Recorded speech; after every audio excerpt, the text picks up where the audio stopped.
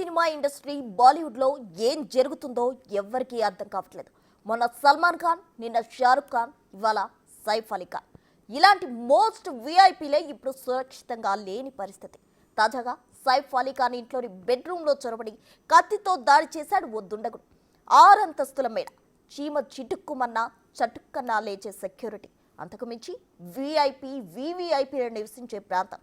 ఇంత హంగామా ఉన్న సైఫ్ వెన్నులో కత్తిపోటు పడింది. ఎందుకు ఇలా జరుగుతోంది? బాలీవుడ్ నటులు ప్రమాదంలో ఉన్నారా, లేదంటే ముంబై నగరంలో మాఫియా మళ్ళీ పడగ విప్పుతోందా?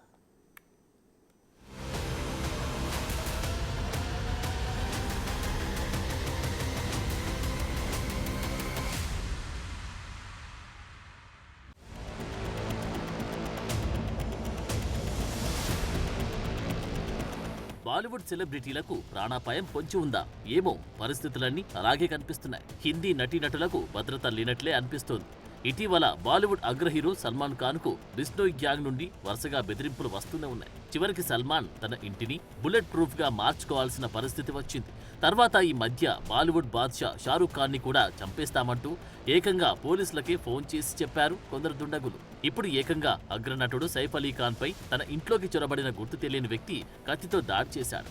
ముంబై బాంద్రాలోని సైఫ్ నివాసంలో ఆయనతో పాటు భార్య కరీనా కపూర్, పిల్లలతో కలిసి రాత్రి నిద్రస్తున్న సమయంలో దుండగుడు బెడ్రూమ్ లోకి ప్రవేశించాడు. తెల్లవారుజామున 2:30 సమయంలో సైఫ్ కుమారుడు తైమూర్ బెడ్రూమ్ నుండి పెద్దగా అరుపు రావడంతో నిద్రలేచిన సైఫ్ అక్కడికి చేరుకుని దుండగుడిని నిలువరించే ప్రయత్నం చేశాడు. ఈ క్రమంలో ఇద్దరికీ ఘర్షణ జరగ్గా గుర్తు తెలియని ఆ వ్యక్తి పదునైన ఆయుధంతో సైఫ్ ను పలుమార్లు పొడిచి పారిపోయాడు.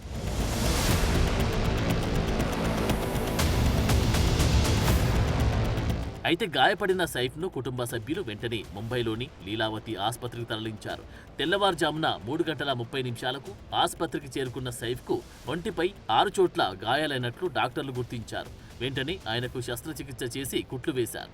4 చోట్ల కొద్దిగా, 2 చోట్ల లోతుగా గాయాలైనట్లు లీలావతి ఆసుపత్రి డాక్టర్లు ప్రకటించారు. సైఫ్ మెడ, భుజం, వెన్నుపూస దగ్గర తీవ్ర గాయాలతో ఆసుపత్రిలో చికిత్స పొందుతున్నారు. ఇక వెన్నెముక సమీపంలో లోతైన గాయమైందని, దాదాపు 2.5 అంగుళాల కత్తి ముక్క కూడా సైఫ్ వెన్నెముక దగ్గర నుంచి తీసినట్లు డాక్టర్లు చెప్పారు. అత్యంత పదునైన ఆయుధంతో దాడి జరిగిందని డాక్టర్లు వెల్లడించారు. ఇక సైఫ్ పై జరిగిన దాడి ఘటనలో పలు అనుమానాలు కూడా వస్తున్నాయి. ఈ దాడికి ఒక్కరే కారణమని, అతను ముందు నుంచి ప్లాన్ చేసుకుంటున్న వ్యక్తి కావచ్చని, ఎవరో తెలిసిన వ్యక్తి కావచ్చని పోలీసులు అనుమానిస్తున్నారు.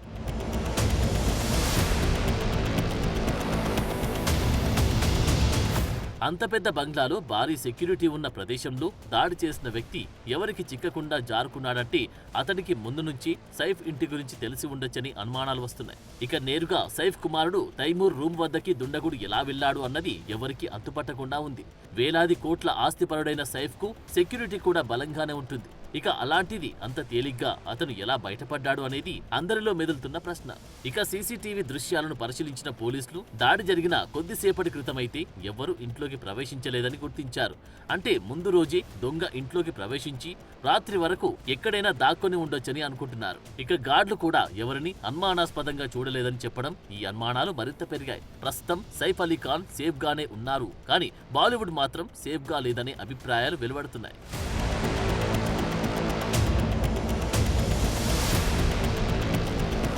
సైఫ్ ఇంట్లోనే దాడి జరగడంతో ముంబైలోని సినీ, రాజకీయ ప్రముఖులు భయాందోళనలు వ్యక్తం చేస్తున్నారు. సెలబ్రిటీలు నివసించి విలాసవంతమైన ప్రాంతంగా పేరుగాంచిన బాంద్రాలోనే రక్షణ లేకపోతే ఇంకెక్కడ ఉంటుందని నటులు, నేతలు మండిపడుతున్నారు.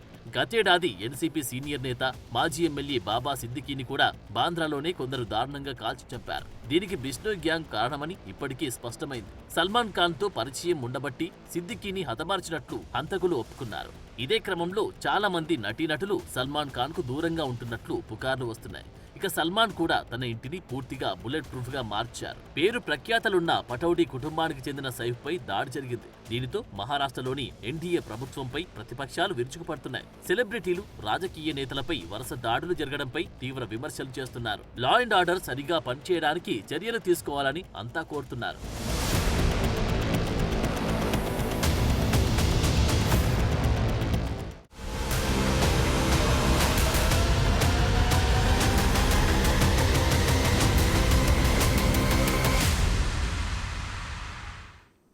ఈ ఇన్సిడెంట్ మాత్రమే బాలీవుడ్ లో భయాన్ని పెంచట్లేదు.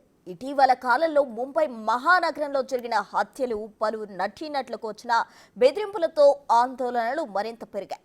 ప్రభుత్వం వైపు నుండి నగరం సేఫ్గా ఉందని చెప్తున్నప్పటికీ బిష్నోయ్ గ్యాంగ్ వంటి కొత్త మాఫియా మళ్లీ వేళ్లనేస్తుందేమో అనే అనుమానం వస్తుంది.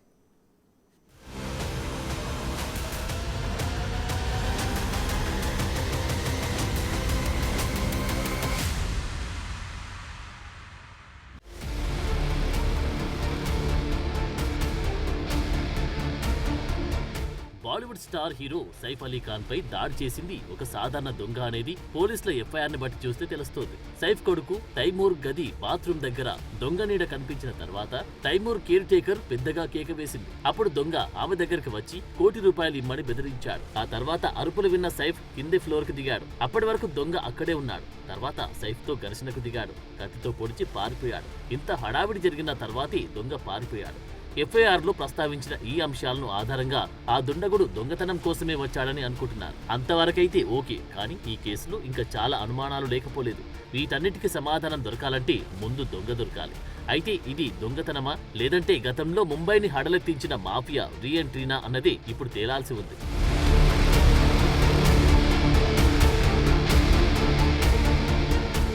సల్మాన్ ఖాన్ పై ఇప్పటికీ 2 సార్లు దాడి ప్రయత్నాలు జరిగాయి. వీటి వెనుక బిష్నోయ్ గ్యాంగ్ ఉన్నట్లు స్పష్టంగానే ఉంది. ఈ గ్యాంగ్ ఇటీవలి కాలంలో ముంబైను మాత్రమే కాదు, విదేశాల్లో కూడా భారతీయ సంతతి వారిని హతమార్చింది. ఈ గ్యాంగ్ కు సంబంధించి దేశవ్యాప్తంగా వందల మంది షూటర్లున్నట్లు పోలీస్ నివేదికలు కూడా చెబుతున్నాయి. అయితే ఈ గ్రూప్ హెడ్ లారెన్స్ బిష్నోయ్ ఇప్పుడు జైల్లో ఉన్నారు. అయినా అక్కడి నుండి నేర కార్యకలాపాలు నడుపుతున్నాడు. ఈ గ్యాంగ్ చేసిన హత్యల్లో సినీ ప్రముఖులైతే ఇప్పటి వరకు ఎవరూ లేరు. పంజాబీ పాపులర్ సింగర్లను, రాజకీయ నేతలను మాత్రమే బిష్నోయ్ గ్యాంగ్ హతమార్చింది. అందులో ప్రముఖ పంజాబీ గాయకుడు సిద్ధు మూసేవాలా హత్య నుండి మహారాష్ట్ర మాజీ క్యాబినెట్ మంత్రి బాబా సిద్దికీ వరకు 4 హత్యలు, పలు బెదిరింపులున్నాయి. అందులో సల్మాన్ ఖాన్ ను బెదిరించడం అత్యంత సంచలన అంశం.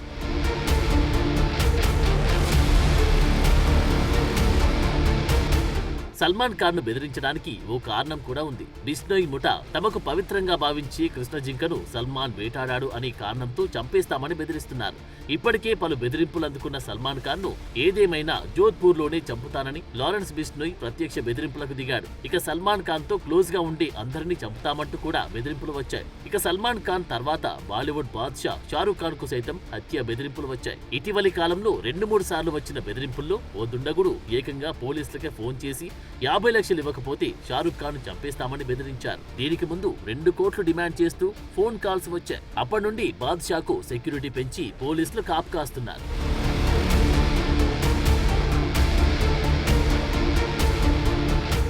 అయితే సల్మాన్ ఖాన్ బెదిరింపులతో మొదలైన ఈ అలజడి ఇప్పటికీ కొనసాగుతూనే ఉంది. మధ్యలో రాఖీ సావంత్ ని సైతం బిష్నోయ్ గ్యాంగ్ బయటపిందంటూ ఆమె ప్రెస్ మీట్ పెట్టి మరీ చెప్పారు. సల్మాన్ ఖాన్ గురించి నువ్వు మాట్లాడితే నిన్ను చంపేస్తామని బిష్నోయ్ గ్యాంగ్ తనను బెదిరించిందని ఆమె చెప్పుకొచ్చారు. తన తల్లి అనారోగ్యానికి గురైన సమయంలో సల్మాన్ ఆమెకు సాయం చేశాడని, అందుకే తాను సల్మాన్ గురించి మాట్లాడతానని రాఖీ సావంత్ తెలిపింది. దీనికి ముందు బిగ్ బాస్ విన్నర్ మున్నావర్ ఫరూకీని కూడా హత్య చేస్తామని బెదిరింపులు వచ్చాయి. అలాగే ముంబై సినిమా రంగంలో సంచలనమైన ఉర్ఫీ జావేద్ కూడా బెదిరింపులు ఎదుర్కొంది. అలాగే ఈ మధ్యనే బాలీవుడ్ యంగ్ హీరో విక్రాంత్ మాసేకి కూడా హత్య బెదిరింపులు వచ్చాయి. ఇటీవలే 12th ఫెయిల్ సినిమాతో హిట్ అందుకున్న విక్రాంత్ మాసే గత నవంబర్ లో వచ్చిన the Sabarmati report movie trailer launch సందర్భంగా విలేకరుల సమావేశంలో ఈ విషయాన్ని వెల్లడించారు. అలాగే నటి స్వరభాస్ కి కూడా చంపేస్తామంటూ తన ఇంటికి 2 సార్లు లేఖలు వచ్చాయి.